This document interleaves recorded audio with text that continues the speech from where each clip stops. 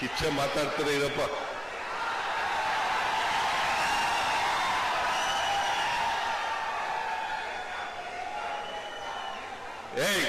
ಇರೋ ಕೂತ್ಕೋ.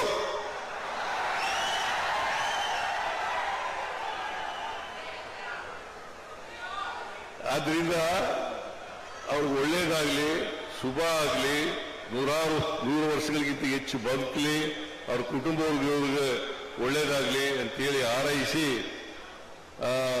80 ವರ್ಷ ತುಂಬಿದೆ. ಬಹುಶಃ ಆಗಸ್ಟ್ 16ನೇ ತಾರೀಕು ನಿನ್ನ ಡೇಟ್ ಆಫ್ ಬರ್ತ್ ಅಲ್ಲ, ಆಗಸ್ಟ್ 16. ಅವ್ರ ಮಕ್ಕಳು ನಮ್ಮನ್ನೆಲ್ಲ ಕರೆಯಿಸ್ಬೇಕು ಅಂತೇಳಿ ತಂದೆ ಸ್ವಾಮಿ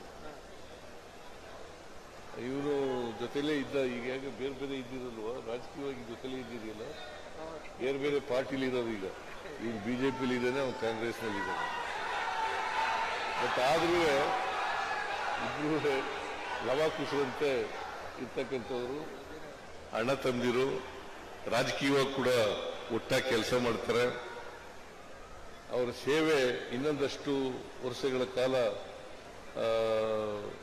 ಸಮಾಜಕ್ಕೆ ದೊರಕಲಿ ಅಂತಕ್ಕಂಥ ಮಾತುಗಳನ್ನು ಹೇಳಿ, ಮತ್ತೊಮ್ಮೆ ಅವರಿಗೆ ಭಗವಂತ ಒಳ್ಳೇದು ಮಾಡಲಿ ಅಂತಕ್ಕಂಥ ಮಾತುಗಳನ್ನು ಹೇಳ್ತಾ, ನಾನು ಹೆಚ್ಚು ಮಾತನಾಡ್ಲಿಕ್ಕೆ ಹೋಗಲ್ಲ ಅಂತ ಆಗ್ಲೇ ಹೇಳಿದ್ದೆ.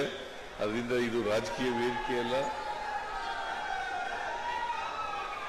ನಿಮ್ಮೆಲ್ಲರಿಗೂ ನಮಸ್ಕಾರಗಳನ್ನ ಹೇಳಿ, ನೀವೆಲ್ಲ ಶುಭ ಕೋರಿ, ಅವರಿಗೆ 100 ವರ್ಷ ಬಾಳಿ ಅಂತೇಳಿ ಶುಭ ಕೋರಿ, ಅದರಿಂದ ನನಗೆ ಬರಲೇಬೇಕು ಅಂತೇಳಿ ಒತ್ತಾಯ ಮಾಡಿದ್ರು. ಹಾಗಾಗಿ ನಾನು ಈ ಕಾರ್ಯಕ್ರಮದಲ್ಲಿ ಭಾಗವಹಿಸಿದ್ದೇನೆ, ಅವರಿಗೆ ಶುಭ ಕೋರಿದ್ದೇನೆ. ಅವರಿಗೆ ನಿಮ್ಮೆಲ್ಲರ ಶುಭ ಆರೈಕೆ ಇರಲಿ ಅಂತಕ್ಕಂಥ ಮಾತುಗಳನ್ನು ಹೇಳಿ ನಿಮ್ಮೆಲ್ಲ ನಮಸ್ಕಾರ ಮಾಡಿ ನನ್ನ ಮಾತುಗಳನ್ನು ಮುಗಿಸ್ತೇನೆ. ಜೈ ಹಿಂದ್, ಜೈ ಕರ್ನಾಟಕ. ಥ್ಯಾಂಕ್ ಯು ಸರ್, ಧನ್ಯವಾದಗಳು ಸರ್. ನಲ್ಲಿ ಜೋರಾದ ಚಪ್ಪಾಳೆ, ಬಹಳ ಸೊಗಸಾಗಿ ಮಾತಾಡಿದ್ರು.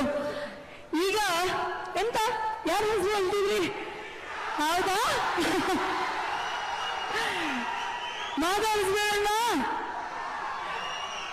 ಹೌದು, ನೀವು ಎಲ್ಲರೂ ಕಾತರದಿಂದ ಕಾಯ್ತಿದ್ದಂತಹ ಕ್ಷಣ. ಇನ್ನು ಹೆಚ್ಚೊತ್ತು ನಿಮ್ಮನ್ನ ಕಾಯಿಸೋದಿಲ್ಲ.